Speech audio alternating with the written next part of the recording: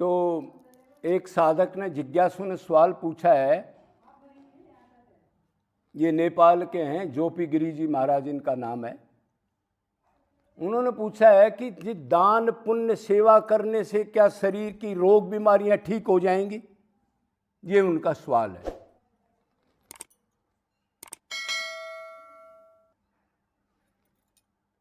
तो हम अभी दान कर रहे हैं, अभी पुण्य कर रहे हैं, अभी कोई सेवा कर रहे हैं। इस दान पुण्य सेवा के भी दो तीन रूप हैं। एक तो किस किस्म के दान कर रहे हैं, सतोगुणी कर रहे हैं, तमोगुणी कर रहे हैं, रजोगुणी कर रहे हैं, या भगवान और गुरु पूर्ण संत के निमित्त कर रहे हैं। ये क्लासेज है दान की, पुण्य की। तो अगर आप ठीक कर रहे हो, सतोगुण का दान कर रहे हो, तो वो थोड़ा सा तमोगुण रजोगुण से सीनियर है। और हरि और अपने गुरु के या भक्तों के निमित्त कर रहे हो, तो वो तो श्रेष्ठ है ही, वो तो अंतकरण शुद्ध करके भक्ति में जुड़ता है। और अगर आप इसमें दो क्लास में, वो दान आप निष्काम कर रहे हो या मान बढ़ाई के लिए कर रहे हो, पर्चे छपवाने के लिए। बहुत संत भी ऐसे हैं, अपना नाम लिख दिया फलाना सिंह का आश्रम, बिरला मंदिर, फलाना ये तो एक एक्टिंग है। जब उसी का माल है तो भगवान को मानता ही नहीं। फिर जब अपना ही नाम आश्रम पर लिखा रहा है वो, या अपना ही नाम लिखा दिया बिरला मंदिर उसने, या और कोई मंदिर, तो फिर वो खुद ही भगवान है। तो दान पुण्य सेवा वगैरह के कई रूप हैं। तो इसमें निष्काम दान, निष्काम सेवा, भगवान की समझ के जो आपने किया है उसका अंत श्रेष्ठ होता है। उसका फल सतोगुणी भक्ति में अंतकरण शुद्धि का काम करता है। अब दान पुण्य अभी आपने करना शुरू कर दिया, मान लो निष्काम भगवान का समझ के, भगवान का रुपया भगवान को दे रहा हूं, भगवान को ही फल मिलेगा, ये मेरे को निमित्त मात्र बनाया। कोई अन्नदान हो, जलदान हो, द्रव्य दान हो, गौ दान हो, अभय दान हो, दान के काफी रूप हैं। तो उस हिसाब से करोगे तो अगर आप ये सोचोगे मैंने 1 साल से दान पुण्य किया लगातार और मेरे घर में बीमारियां आ रही हैं, रोग आ रहे हैं, तो फिर आपको पहले ये समझना पड़ेगा कि ये किस कर्म के अनुसार आए हैं। मतलब जो अभी हम भोग रहे हैं सुख दुख, वो पिछले जन्मों का फल है, इस जन्म का फल नहीं। बहुत ध्यान देने की बात है। इसी से आदमी कई बार विपरीत भी काम करने लग देते हैं, भगवान को नहीं मानते, दान पुण्य छोड़ देते हैं। अब मैं इतने दिन से कर रहा हूं और मैं दुखी हूं, घर में जो है नुकसान हो गया, बीमारियां लग ली हैं, रोग ठीक नहीं हो रहे। वो जानते नहीं कि ये पिछले कर्मों का जो संचित में से प्रारब्ध बना है, जब जीव गर्भ में आया या बाहर निकला गर्भ से, तब वो फिक्स हो चुके हैं। तो वो तो भोगने पड़ेंगे आपको। वो कहेगा महाराज हम तो अभी कर रहे हैं, तो अभी कर रहे हैं। तो आपको बताया भगवान सब कर्मों को नोट करता है, जो सोचते हो करते हो, ध्यान रखना। उसका फल जब फाइनल लिस्ट बनेगी आपकी, मतलब शरीर छोड़ोगे, तो वो चीज फिर संचित में चली जाएगी, और उस संचित में से फिर आगे किसी जन्म में प्रारब्ध बनेगा। ये हम नहीं जानते कौन से जन्मों का, करोड़ जन्मों का फल अब आ जाए या इसी जन्म का अगले जन्म में आ जाए। ये भगवान का विधान है। तो अगर आप बीमारी आपकी कैसे ठीक होंगी, वो पिछले जन्मों के अभी जो फिक्स हो गए वो दुख तो भोगने पड़ेंगे। आपने मनमाना आचरण किया, दान नहीं किया, सेवा नहीं की, भगवान की भक्ति नहीं की, जीवों पर दया नहीं की, शास्त्र विरुद्ध धन के लिए कर्म करते रहे, अपने आप अहंकार के लिए बुरे बुरे आचरण और इस टाइप के तमोगुण धर्म कर्म में लग गए, तो उसका फल तो फिर भगवान नोट करता है, वो अब आपको दे रहा है। तो आप ये समझ के फिर उस सेवा को छोड़ना मत।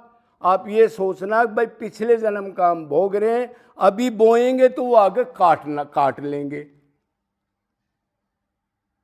आप भक्ति कर रहे हो, आप पुण्य कर्म कर रहे हो, सेवा कर रहे हो, दान कर रहे हो, और एक ही लड़का था वो मर गया आपका।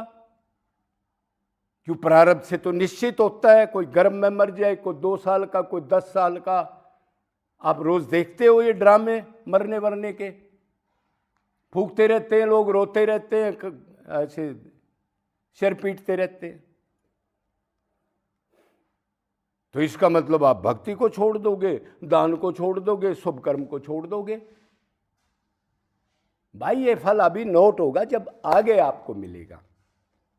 और जो असली दान पुण्य या ठीक गुरु के शिष्य हों या वो समझते हों, तो वो दान पुण्य और सेवा फल के लिए नहीं करते, ध्यान रखना। वो तो ये समझते हैं अकबर माँ जी ने मेरे को कर्म योनि दी है, ये सारा सामान भगवान ने प्रारब्ध से दिया है, मेरा फर्ज है किसी को सुख देना, क्यों? सब में परमात्मा है और किसी के पास सामान नहीं है 84 लाख योनियों में। बस एक देवता लोग हैं, उनके से हमारा कनेक्शन ही नहीं होता, उनका डिपार्टमेंट अलग है, वो भी नया कर्म करने का अधिकार नहीं है। तो अभी एकदम आप ये करो और एकदम चाहो हमारे कोई बीमार ना हो, मरे नहीं, ऐसे नहीं होता, उससे बीमारी नहीं कटेगी। हाँ, आगे वो नोट होकर के जैसा भगवान आपने किया है वैसा फल जरूर देगा। आगे के लिए आपको अच्छा शरीर, अच्छा एटमॉस्फेयर, अच्छी आयु, अच्छा माहौल। पुण्य कर्म का फल तो पुण्य कर्म ही मिलता है, वो होगा। लेकिन अभी आप सोचो कि अभी मैंने आज एक गाय की सेवा कर दी या 1 लाख रुपया दान दे दिया और अभी मेरे घर में सारी चीज हो जाए, ये नहीं होगा। इसका मतलब आप अज्ञानी हो। अरे कोई फसल भी बोते हो, वो भी 6 महीने के बाद अनाज मिलता आपको, कितनी मेहनत करने के बाद। समझो तो सही, एक दिन तो नहीं मिलता ना, अब बोते ही आपने काट के घर भर लिया, ऐसा नहीं होता। तो शुभ कर्म करना, भगवान की भक्ति करना, हम नित्य दास हैं, ये हमारा धर्म है। आगे परमात्मा नोट करता है, वो जैसा फल देगा अच्छा देगा, ये विश्वास है। लेकिन हमने इनको छोड़ना नहीं चाहिए। अब पिछले जन्म का कोई दुष्कर्म का फल आ गया और हम सोचें कि भाई आज हमारे घर में ये हो गया, आज हमारे घर में नुकसान हो गया, झगड़ा हो गया, बीमार हो गया, ये तो पीछे कर्मों का फल है। लेकिन आपने तो निरंतर करना है, तो इस डाउट को छोड़ देना। अब हरी बीमारी जो है, ये रोग आपके एकदम ठीक हो जाएंगे दान वगैरह करने से, ऐसा नहीं है। हाँ, उसका फल अच्छा मिलेगा, वो बाद में मिलेगा। हाँ, एक चीज और है, वो सोचने की बात है। आप निरंतर दान पुण्य या धर्म करते हो और भगवान का स्मरण भी करते हो और शास्त्र विरुद्ध कर्म कोई भी नहीं किया कभी भी, तो 25% फल आपका निरंतर करने वाले का इस जन्म में मिल सकता है। 25%, 75% नहीं, कि वो निरंतर कर रहा है। और कोई शुरू से लेकर आखिर तक पाप करता है, 50-60 साल का हो गया, शुरू से ही उसकी वृत्ति है, उसको भी पिछला पुण्य खत्म होने के बाद फिर इसी जन्म में 25% इसी जन्म में फल मिल सकता है। मीडियम आदमी जो हैं, जो धर्म कर्म दोनों करने वाले बीच के लोग ज्यादा हैं, उनका अगले जन्म में ही मिलेगा। आपका फर्ज है पुण्य कर्म करो, भक्ति करो, और आगे भगवान देगा नहीं देगा तो भी हमारा धर्म है, इसको निभाओ। दुख सुख तो आते रहेंगे, वो पिछले जन्म के। अभी ठीक बोओगे तो ठीक फसल मिलेगी आपको। तो इस डाउट को छोड़ दो। अगर ये करोगे कि आज मैंने दान पुण्य सेवा की और अभी फल मिल जाए, मेरा लड़का बीमार हो रहा है और वो वेंटिलेटर पर है, वो ठीक हो जाए, और वो ठीक नहीं हुआ तो आप नास्तिक हो जाओगे। उन दान पुण्य को छोड़ दोगे, अपना पतन कर लोगे, तमोगुण में चले जाओगे, अपने धर्म को भूल जाओगे। इसलिए वो पिछले कर्म का फल है आना जाना। अब बोओगे वो अच्छा मिलेगा, ये ध्यान रख के निरंतर दान पुण्य सेवा, और वो भी निष्काम करनी चाहिए, सोच के करनी चाहिए, पात्र देख के करनी चाहिए।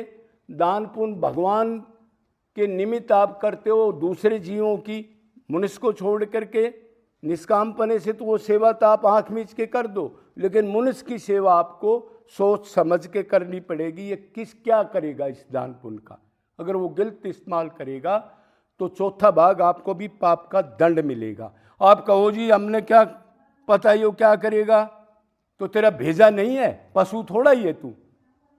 अरे चेतना शक्ति ज्ञान शक्ति तेरे को दी है, तेने परखना था, जांचना था, शास्त्रों को जान के फिर कर्म करना था। तो नित्य करते रहो।